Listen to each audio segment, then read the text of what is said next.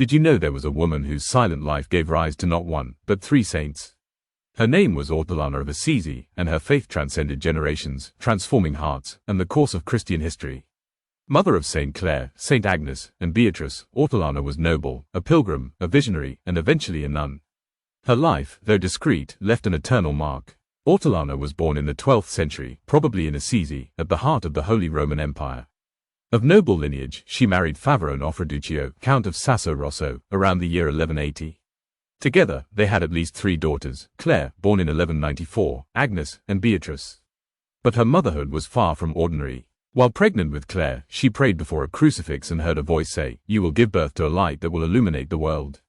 That is why she named her Clare, Chiara. She also had a vision. From her womb emerged a branch with 3 glowing shoots. She understood then that her 3 daughters would be a glory in heaven. Ortolana was not only pious, she was courageous. She journeyed to the Holy Land, to St. Michael at Mount Gargano, and to Rome, pilgrimages during which she received visions and revelations.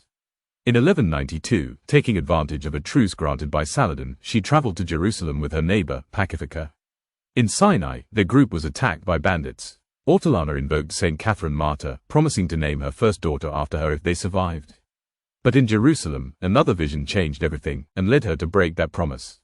She would name the child Clare, for her birth came on St. Lucy's Day, the bearer of light. The name Catherine she kept for her second daughter, who bore it briefly, until St. Francis himself renamed her Agnes when she entered the convent.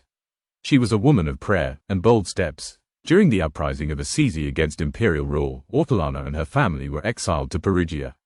They did not return until 1203, when Clare was about 9 years old.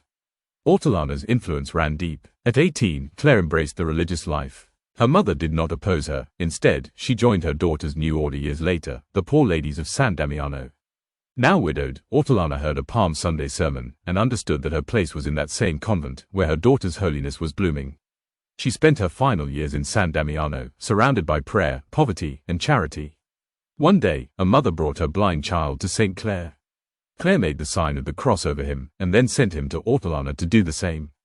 The child was healed. Each woman humbly attributed the miracle to the other. Pure humility. Ortolana died before 1238. In 1260, her remains were transferred to the Church of St. George, where they rest beside her daughters and the first sisters.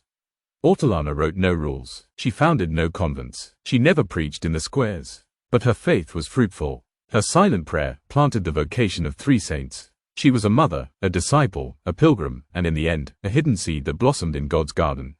Because sometimes, you don't need to shine to bring light. Sometimes, it's enough to be a root.